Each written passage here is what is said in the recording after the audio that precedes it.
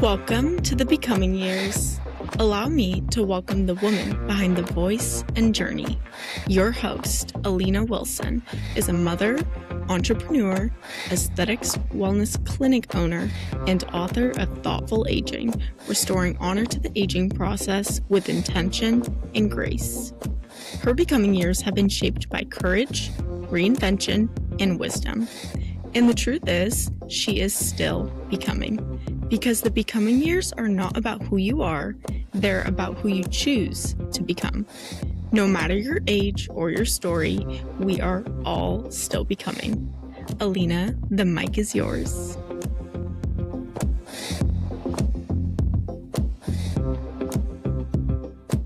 Welcome back to the Becoming Years podcast. This is your host, Alina Wilson, and today I am here with Angela Sidlo. I am so excited to have her here. I've been thinking about this podcast for such a long time, and I was absolutely thrilled to find her here in Oregon, somebody that I can reach out to and learn from who specializes in aromatherapy. She is a published author, a speaker, a holistic health practitioner, and an educator. She shares her skills with clients and students as a certified reflexologist, a certified holistic aromatherapist, an acuaromatherapist, a Reiki master, and a teacher, and a certified integrative nutrition health coach. Wow. Her work as the Oregon director for the NAHA, which is the National Association for Holistic Aromatherapy, allows her to share her craft with essential oil enthusiasts worldwide. She is the author of Aromatherapy for Menopause Success and has inspired women across the globe to use essential oils to balance hormones. And her aromatherapy includes teaching acuaromatherapy for body workers, and she has created the Acuaromatherapy Level 1 certification program for individuals who want to be certified to facilitate acuaromatherapy learning circles. That was a lot. Welcome, Angela. It's quite the toolbox, isn't it, Alina? It is. And like the more I read about you, obviously that was your intro that you sent me. What I read about you online was even more fascinating to me. And this book caught my attention for women navigating menopause and being able to use essential oils on working with essential oils through menopause. Can we dive into that? Because that's fascinating to me. Absolutely. That book came completely from the heart, from my own experiences. I had a really rough entry to perimenopause and menopause, and I knew that there had to be better solutions for women because allopathic medicine was not helping me. Hormone replacement therapy was not an option for me.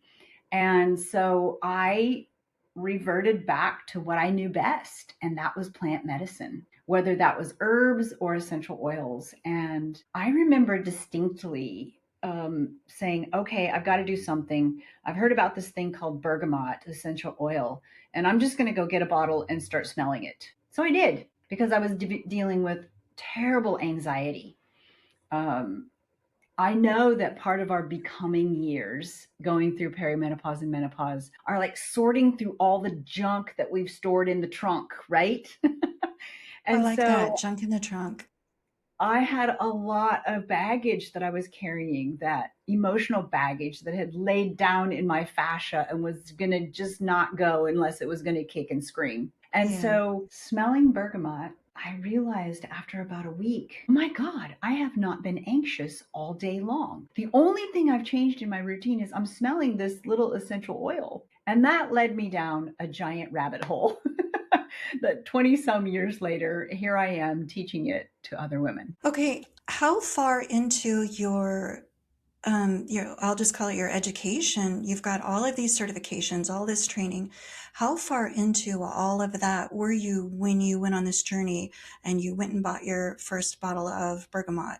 Were you already on that path, or did this really unlock that for you and then you started just running down that path after? Well, I knew that something was shifting in my body. I was an empty nester. I kind of lost the my purpose of taking care of children and things like that. And so there was this big void.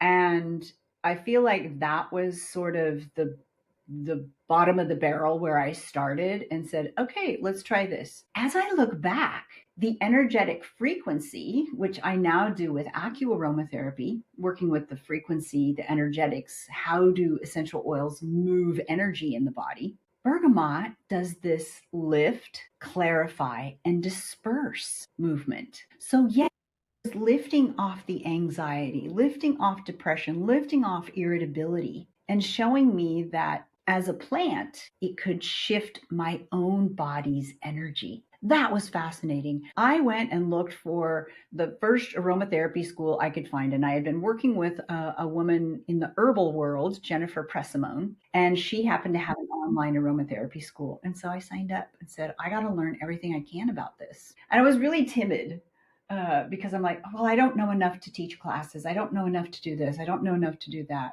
And that was just me getting in my own way, right? How old were you? What So decade were you in? You don't have to tell me how old you were, but what decade were you in I when you was just in my decided to transition?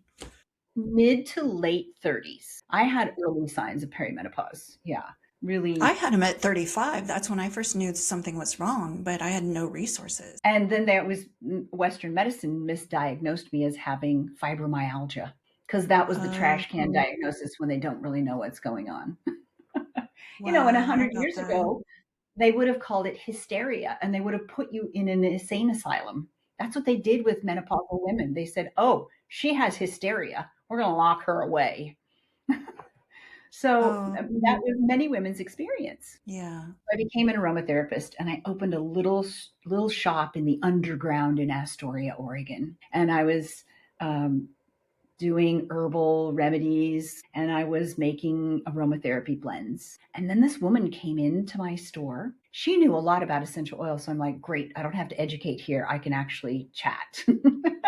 She said she owned a reflexology school in the UK. And she said, you would be a really good reflexologist. And I go, well, what is that? And she said, well, there are these reflexive zones on the feet, the hands, and the ears. And when you apply pressure to them, they shift the body into a state of healing. And I went over to my desk drawer and I pulled out a chart that had feet that had a map on them. And I said, do you mean this? She said, yes. Well, that happened to be a chart that I was gifted when my grandmother passed away. She used to give us foot rubs when we were little kids, my sister and Mm-hmm. brother. And there was this closing of the loop. Something just went full circle in me and said, aha, this is the next step on my healing journey. So there was a school in Seattle, the Seattle Massage and Reflexology School. And I pointed my little Kia Soul in that direction for 18 months and got my certification. And it just felt so good to have this kind of healing to be able to offer, but also to offer for myself. I Yeah. think as healers, as practitioners, we learn best and teach best from what we've experienced ourselves. And I think that's true of anyone who's becoming in their life. I 100% agree. When are we not in transition? When are we not learning? Absolutely. I would love to know before we go too much farther. Thank you for sharing that, by the way. Um, you started your journey like in your mid to late 30s, and here you are, however many years later, still on that path. So that was clearly the right path for you, and you followed your intuition, and that's inspiring when I hear women doing that, being willing to step into a new phase of life and a new phase of growing and try something without overthinking it. So many times we overthink it. And even in this conversation, my logical brain wants to overthink the words that you've been saying, like energy and frequency and oils and how it all blends together.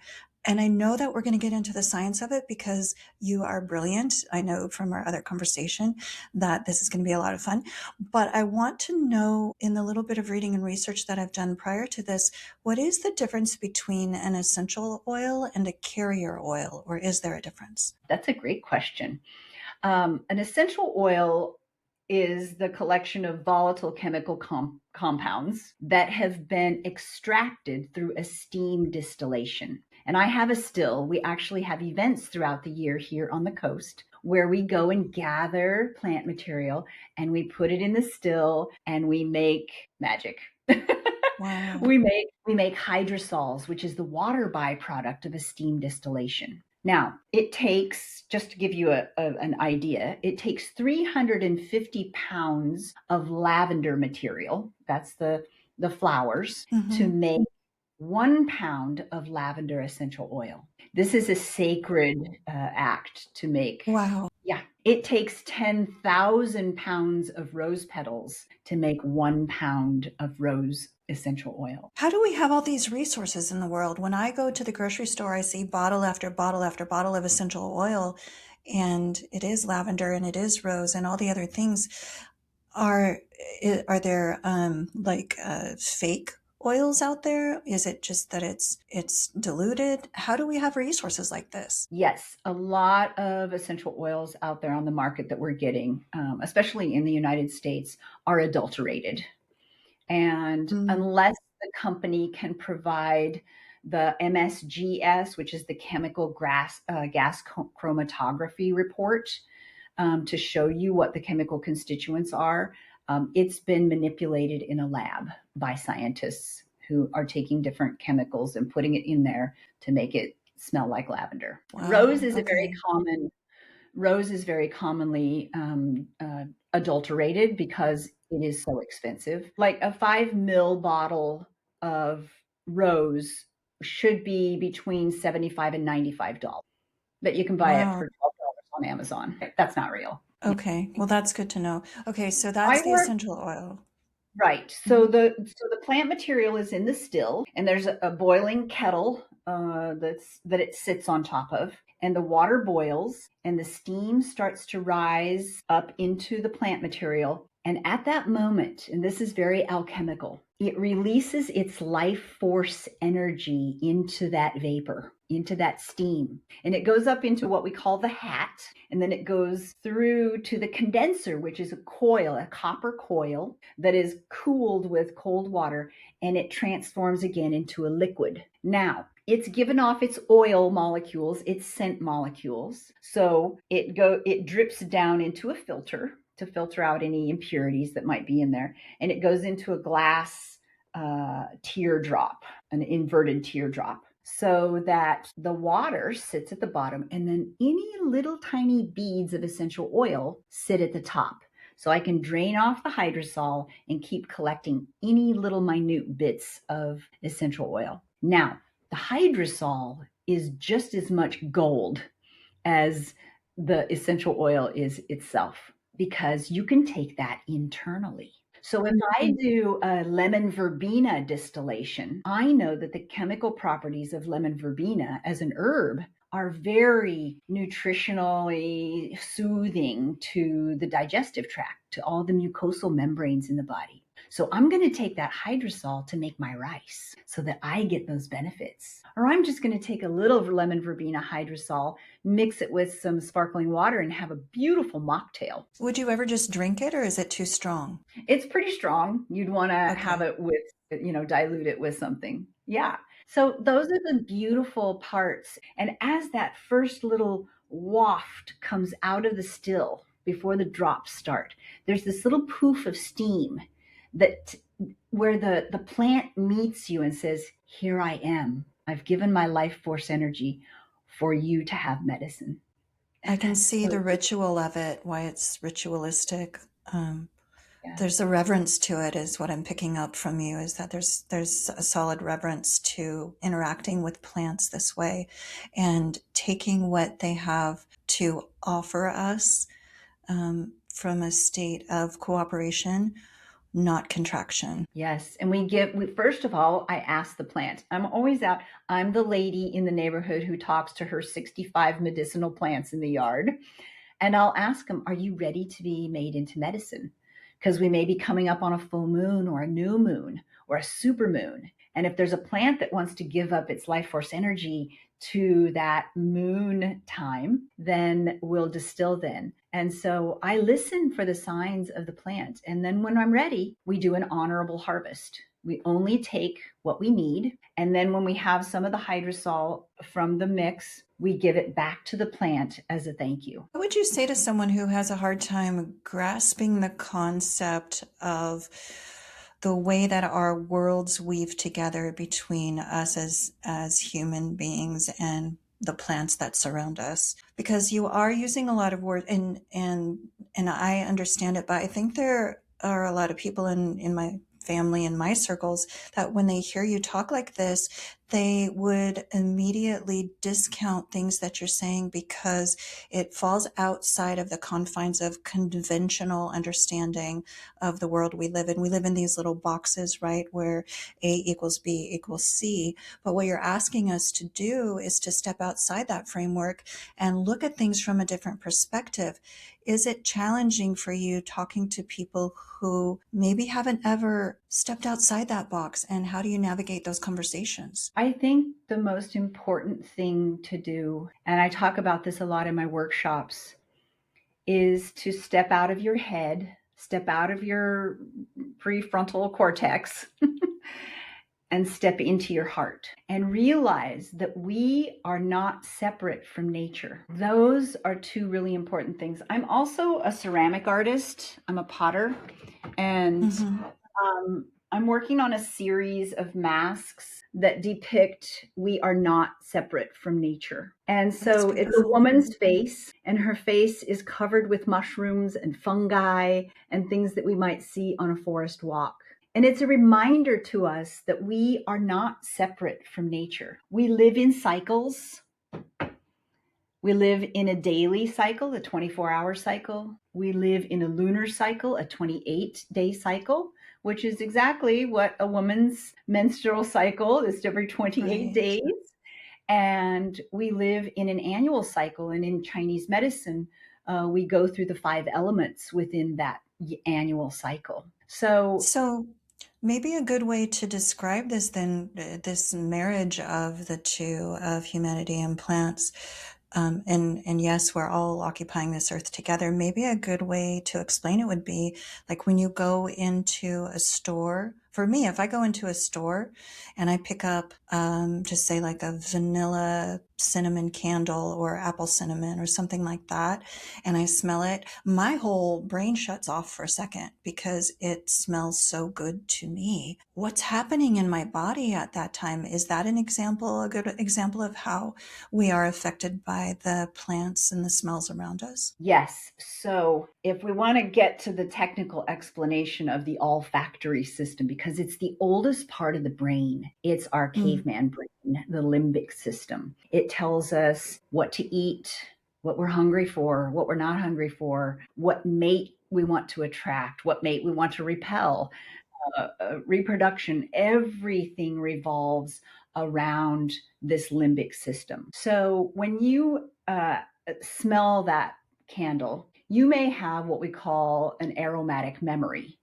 You know, maybe rose takes me back to my grandmother's garden and I feel comforted, right?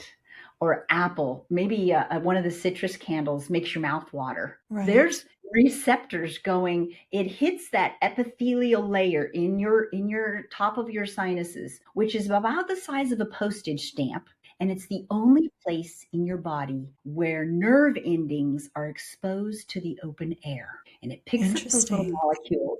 Yes. And it sends it up to the hypothalamus. And the hypothalamus, which is the master gland of the body, it starts saying, oh, I need to send out chemical receptors now for this, and this, depending on what the smell was. So if I was smelling, I've got some clary sage here on my desk, and if I was smelling that, it is sending out within a nanosecond, sending out receptors to say, oh, she needs estrogen. Let's go balance estrogen in her body. Or it's saying, we need to balance the leptin and ghrelin to manage her metabolic processes of, sugar balance. It's fascinating. And that is fascinating. Each oil has a superpower in how it sends out chemical receptors. So there's receptors, there's olfactory receptors in our body everywhere That doesn't mean my liver can smell or my intestines can smell,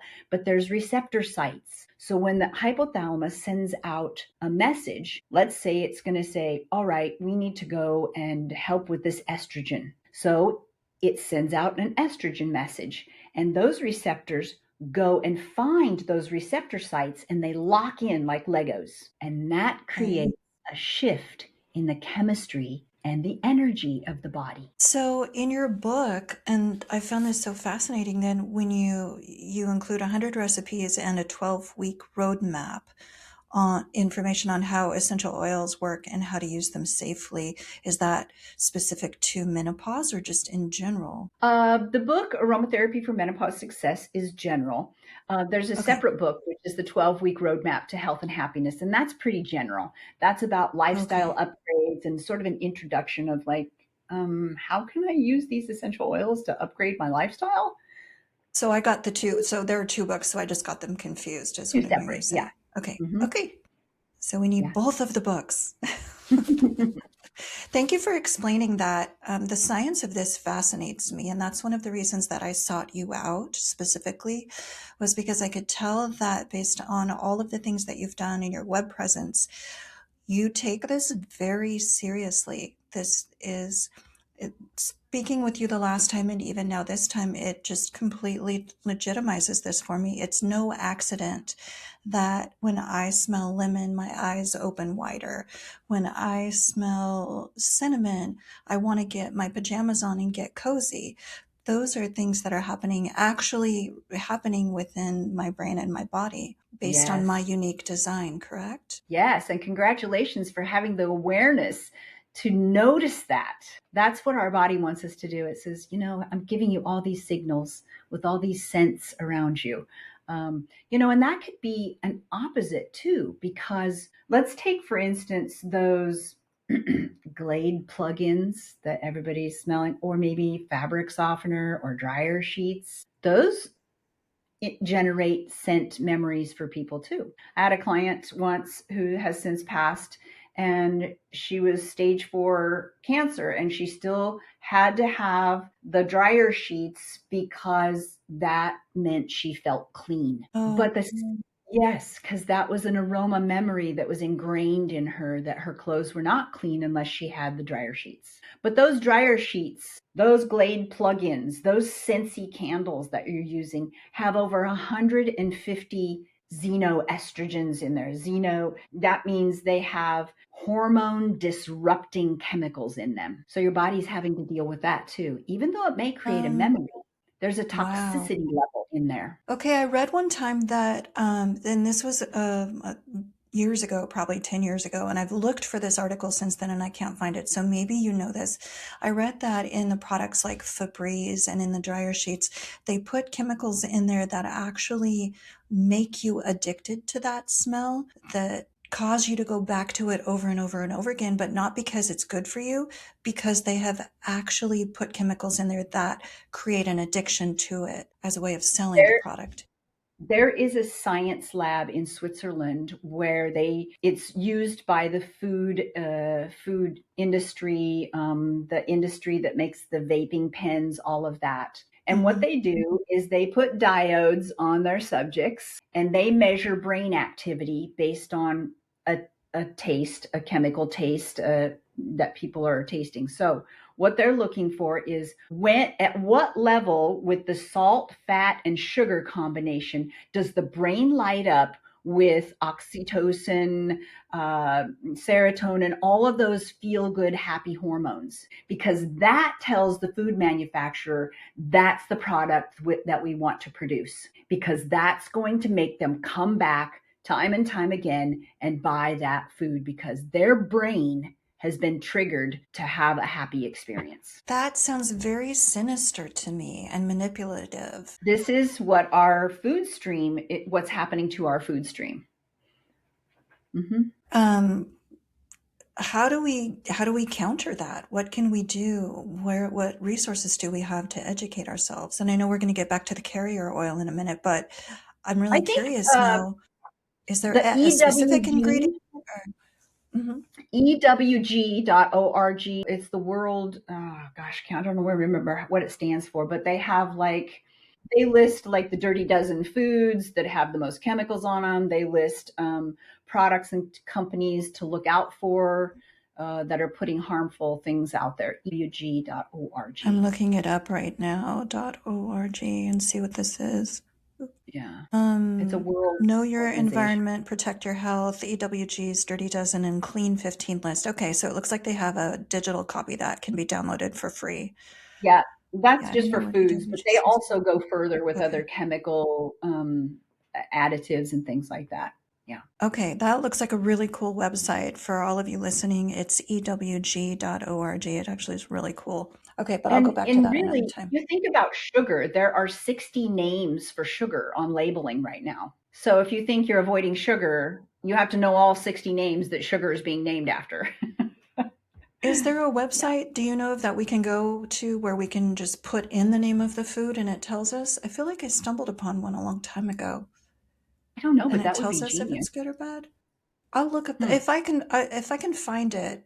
It's some app I think that I had a long time ago. I'll put it in the show notes just for anybody listening. If Okay. I can find it, it'll be in the But show yeah, notes. any of those Okay. plug-in things and fake scents, those are all putting xenoestrogens, toxins back into your body. And when we go through menopause, our liver can't handle that toxic load any longer. So if you find yourself getting angry and resentful and suppressing your emotions, then your liver has a toxic load and it needs to have a detox.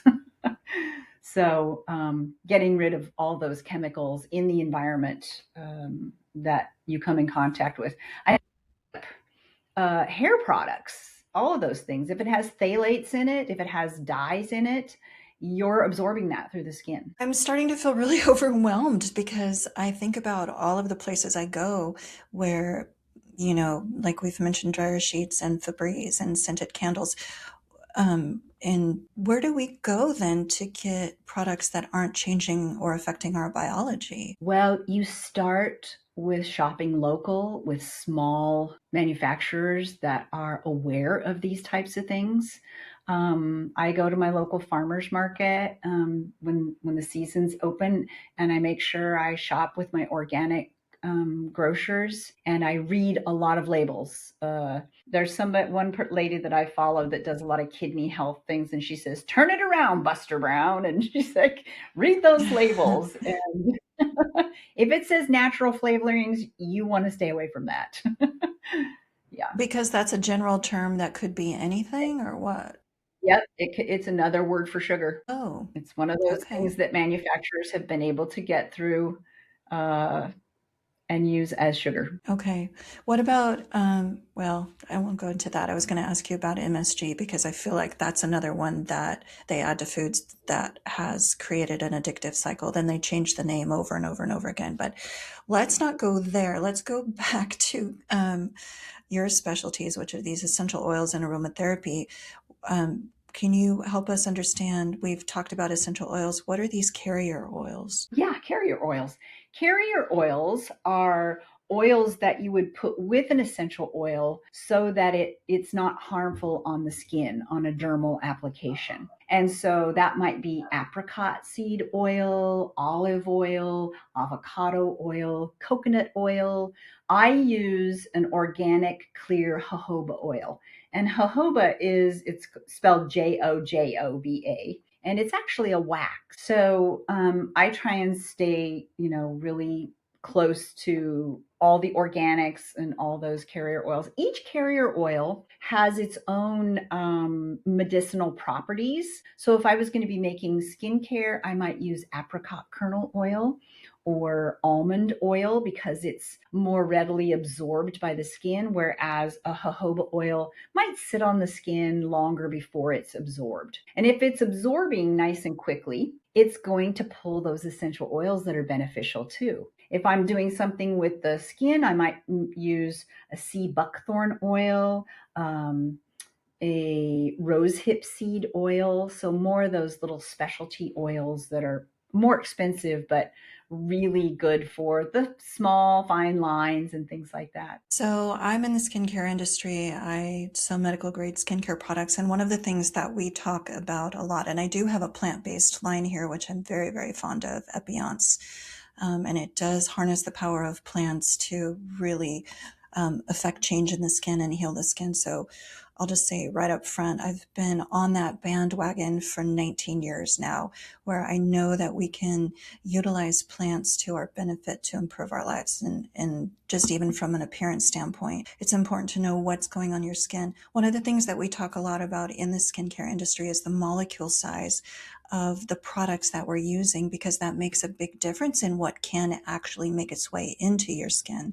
And we know that when we're talking about applying, like we've talked a lot about menopause, estrogen patches or creams or gels or anything like that, our skin can only absorb up to 30% of what we're putting on it. What role does molecule size play in your chemistry or manufacturing of the skincare products or things that you're putting on your skin? Is that something that you take into consideration? Yes, it is. But I would like to talk about boswellic acid extract, because I had a recent experience with that, actually with our dog, because boswellic acid reduces inflammation.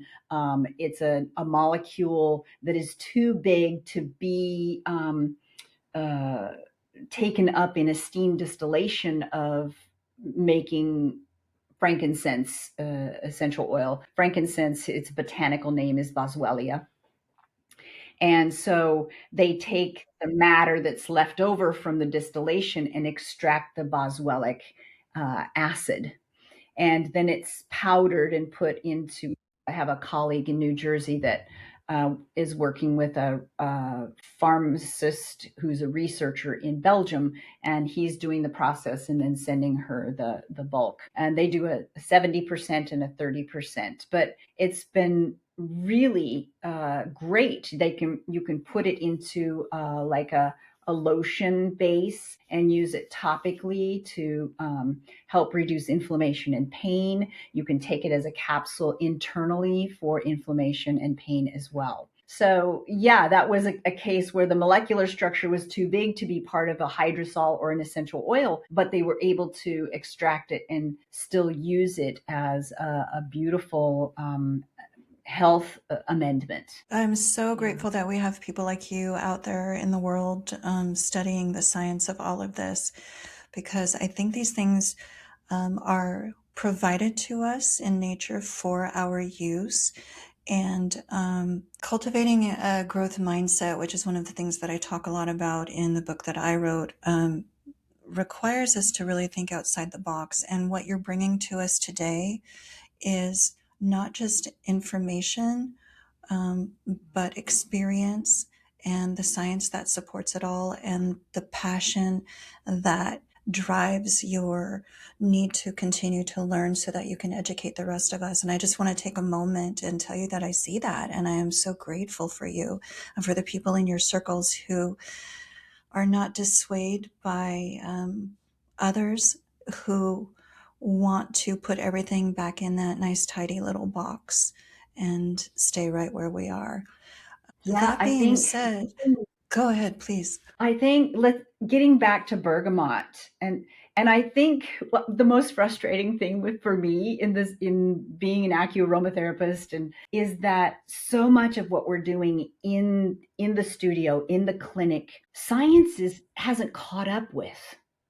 I see it in people when the furrow in their brow softens, when they can take that deep breath that's releasing their diaphragm, when their shoulders drop, and I see the physical changes. But I think science hasn't quite caught up. And I'll give you two examples, one from my reflexology career and one from my AcuAroma experiences. Okay. When I was teaching or a student of Peter Holmes and Tiffany Carroll. They were co-teaching together. And Tiffany had a wellness center up in the Seattle area. A lot of .com businesses up there. And so they took some of these stressed out .com workers and they said, let's practice with bergamot essential oil on ear shenmen, which is in the top deep valley of your ear. What happens when we do biofeedback and we place bergamot on shenmen? What happens to the brain? Let's just measure that. And what they found every single time they did biofeedback on someone, they placed the bergamot on ear shenmen, just a gentle touch. Pretty soon, the left and right hemispheres of the brain start to balance. And when those two hemispheres balance, the body dropped into a parasympathetic state of relaxation. With just that one oil? With that one oil on that one point. And just for context, people who are listening and not watching, she is pointing to the outside of her ear, not the inside of her ear, and at the very top. If you stay at the top and you curl down towards your face and hit that first deep valley, that's ear shenmen. Okay. Right above my ear pod.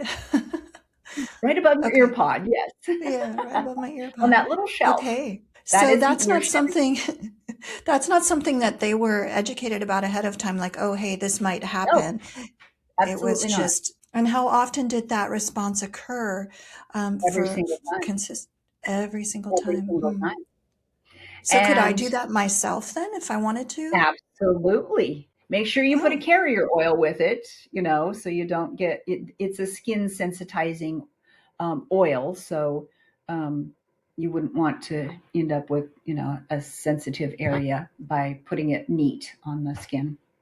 Okay, that brings up a really good point that we have to be careful with these oils because these are, well, the ones that are not adulterated, as you say, they're real. Like this is real stuff that we want to be careful with. So please take note. I dilute my bergamot at 25%. So 25% of my mixture is bergamot, 75% is a carrier oil. So 1 to 4 then, yeah. Mm-hmm. Okay. Yep, 1 to 4. And that keeps it at a safe ratio to use in the work, but you still have that energetic frequency. The other example is in my reflexology we had a really big research project that was done with one of the big reflexology teachers. They had taken people who had just experienced a stroke and they put them in the CAT scan machine. And while they were getting the brain scan, they were getting reflexology.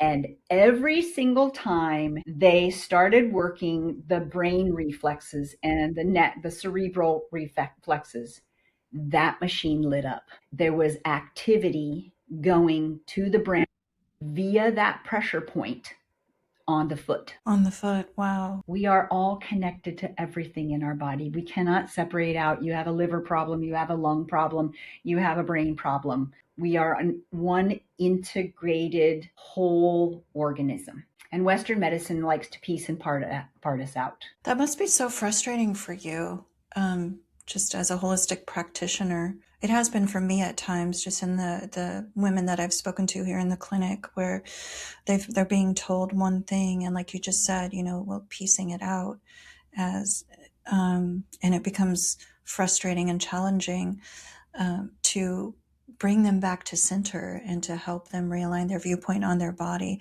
How do you do that, or what does that conversation look like in your practice?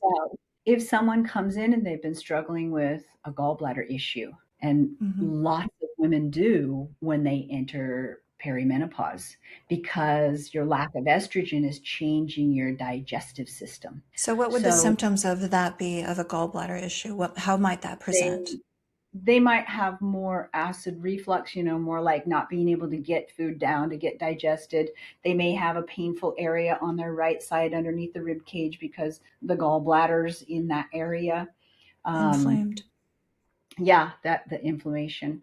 I also see many women that go into hypothyroidism as they come into menopause. Their cortisol levels have been so high for so long that now the body is asking the liver and the adrenals to do additional things that the ovaries used to do, and they just can't. So the next domino to fall is the thyroid.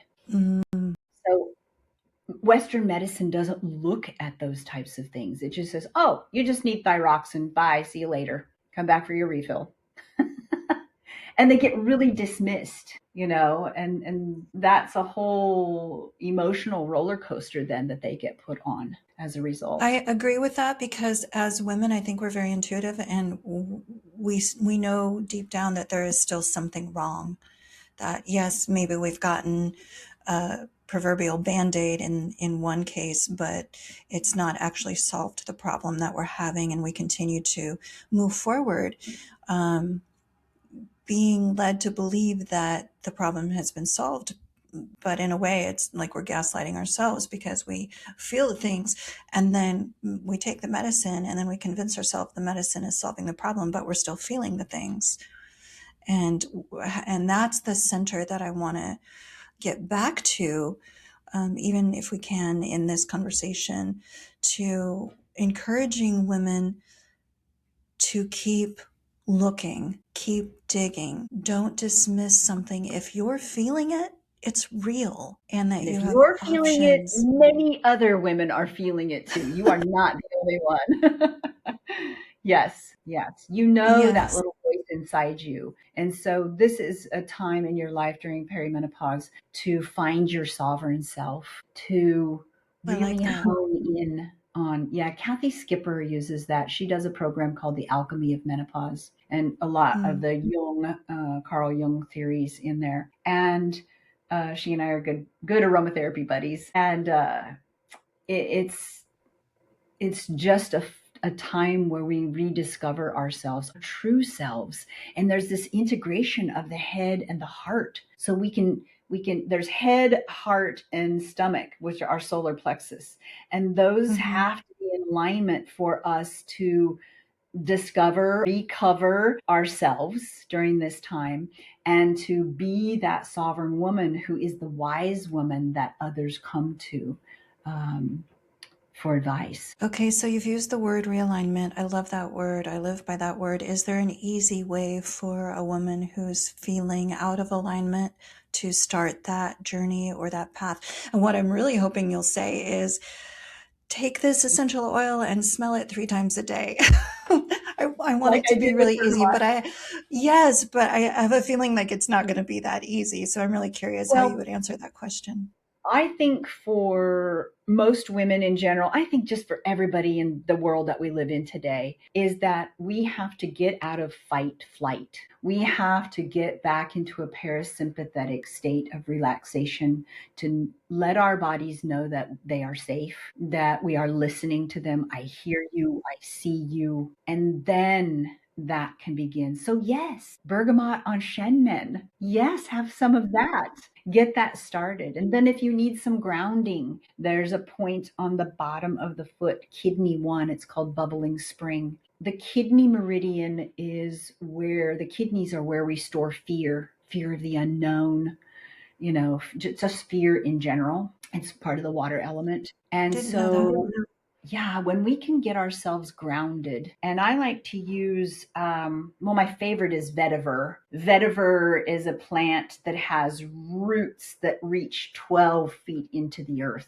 It's used for soil stabilization, but it also, the magic of vetiver is that it's a soil remediator. It reaches way down, it cleans the soil, and then it brings back up nourishment. And so using vetiver on the bottom of your feet, especially like before you go to bed, you're going to sleep so well. But it's going to ground you.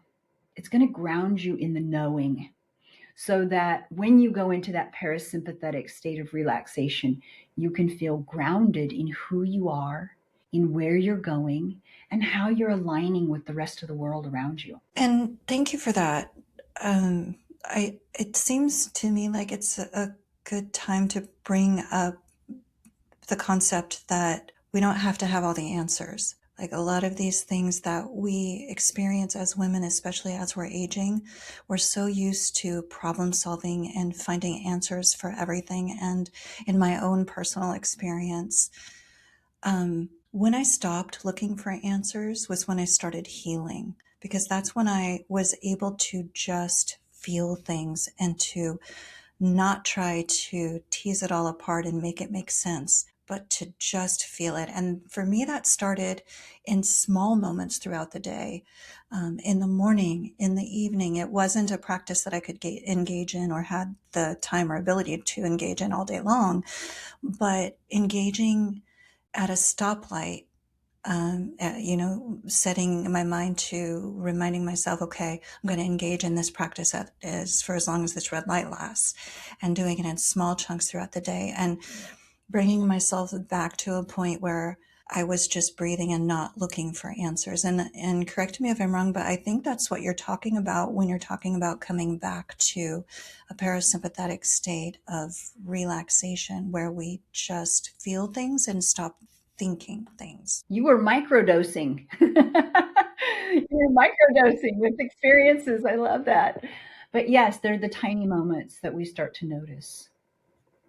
Maybe you just Yeah. get up from your desk and go look outside and notice whatever's in bloom.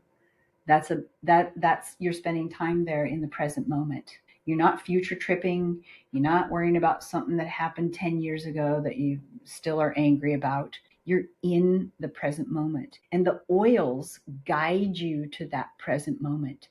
And what's so fascinating to me about the oils is that the oil meets you where you're at. So let's take clary sage again, for example. When I smell I'm this, loving this. I'm not even putting it on an acupoint.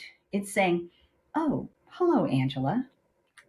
I'm going to meet you where you are today. And I noticed that you needed a little bit of estrogen. So I'm going to send some receptors out, and we're just going to hang out here together for a few moments. It meets you where you're at. And then after you get to know this, and my body's saying, oh, I know Clary Sage. Hi, Clary Sage. How are you? It's so nice to see you today. It remembers, and then it starts, its own little, oh, I know we need to send out these receptors. So after a period of time, I can envision Clary Sage. My body's created a Rolodex memory print of it. I can conjure up out of that Rolodex Clary Sage, and I can find some peace and calm. Because you've done it enough and had a consistent experience with it, that your body has grown accustomed to the reaction that you have when you smell it, when it's meeting you where you are. Is that similar to what we do when we rewire our brains New neural through connections? thought? Yeah. Is it doing a similar thing? Mm-hmm. Mm-hmm. Okay. This is what's crazy, because I don't think the science has caught up to us yet. I think in the I future we're understand what going you're to hear a saying now. lot more about AcuAroma. Like, wait a minute, we're discovering that it does this and that. It wasn't until 2018 that modern science was able to describe fascia. But What? yes, to actually have a definition of what fascia is. I just taught a class about it this morning. But fascia has a biochemical, bioelectrical field to it.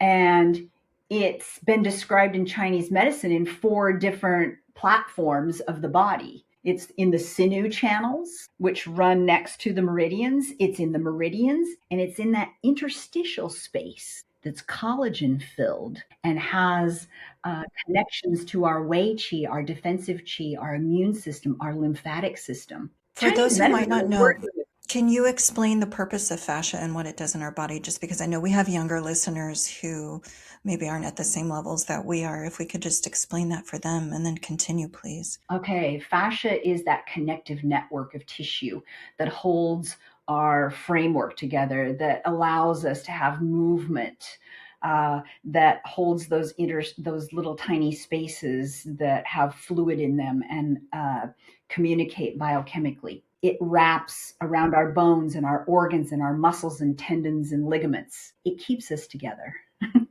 Thank you for that. But when we have emotional experiences, anytime we experience an emotion, biochemically, it lays down in our fascia. And there are certain areas of our body that are susceptible to holding that. So let's say the lungs. The lungs carry grief. So when we experience something that causes grief to us, it lays down in that fascia. Does that turn into lung cancer someday? Does that turn into breast cancer someday? I don't know. But I just know that the oils and the points help me release areas of fascial tension, of suppressed, repressed emotion and give my body more spaciousness. One of the points that's the master point for accessing fascia deep in the body is spleen 21. So if you go like halfway down from your armpit to the lower rib cage, somewhere between the 6th and 7th intercostal space there between your ribs, you'll go, oh my gosh, what's that point? That's spleen 21. And that's a point you can activate to release the fascia in your body. Is it more helpful to use your olfactory system, your sense of smell, to access these oils, or is it more helpful to put them on your skin? I think that the olfactory system, smelling them, is the gateway. I call it, essential oils are the gateway drug to other modalities. But then if you smell that and then you apply it to the point, you're sort of getting this extra bump. It's like supersizing it. Yeah. Okay. That's super helpful. Well, you have so much going on in your world, and I would love to hear a little bit more about your most recent project. What is that? What are you doing? Where are you going next? It's called Drops of Wisdom, Points of Power, and it is a co-authored book with different practitioners that I've worked with over the years, or just known as colleagues. Maybe we took some of the same classes together. And I've asked them to come together and share their personal and professional stories about using essential oils on acupoints. And I'm telling you, I'm in the editing phase of this book and the formatting, and I have grabbed the Kleenex box every time because these stories are precious, whether it's an author who's works with marginalized and exploited women and wants to empower them, to acupuncturists working with neurodivergent people. I mean, it's all over the place, and these stories are so rich. And my hope is that it, helps move their businesses along, but also I hope it inspires people to try an oil and a point, to seek out a practitioner or take a class or buy the card deck or whatever it is that helps them move to the next step on their own healing journey and their own self-discovery. I love that you're doing that, and I'm excited for that book, and I will be getting that book. I think one of my biggest takeaways from this conversation today is the understanding that we don't have to do anything for these oils to do their job for us. All we have to do is choose the right ones, open the bottle, and let it enter our bodies. And I am going to be leaning on you. We'll talk a little bit after we close this down here in a minute about where to find unadulterated. I liked that you used that word, unadulterated oils. I'll put that in the show notes. And I know that I'm going to be rushing right out to the World Wide Web and getting some bergamot. And what was the other one you said for the bottom of the feet? I'm really curious about that. Vetiver. That's a new one I've never heard of. So I'll be definitely looking at that one too. I'll also put a link to, do you have a reflexology chart PDF or something on your website that I can direct people to where they can see the different functions of the body? I know they're probably pretty easy to find online. I don't know if there is, but I can get one for you. Yeah. Okay. Yeah. I would love to include that as well. And this has been such a delightful conversation. I am so honored to have you here. You have certainly helped me straighten my crown today with all your wisdom. I'm sitting a little taller, feeling a little better, smiling a little bigger, and I'm grateful for that. So thank you, Angela, for being a guest today and for sharing your wisdom with this community. And I know I can speak for all of us when I say we've got so much to learn and we've got so much to digest in this. But there's certainly a new level of reverence that we have for the work that you're doing. So thank you. Yes. Go outside and thank all your plants. Yes. And talk to them, for heaven's sake. Angela says it's okay. Talk to your plants. Thank you. Thank you so much, Alina. Thank you for spending this time with the Becoming Years. If something in today's conversation resonated, we invite you to subscribe, leave a review, or share this episode with someone who might need it. This podcast grows because of listeners like you, and your support truly matters. See you here next time.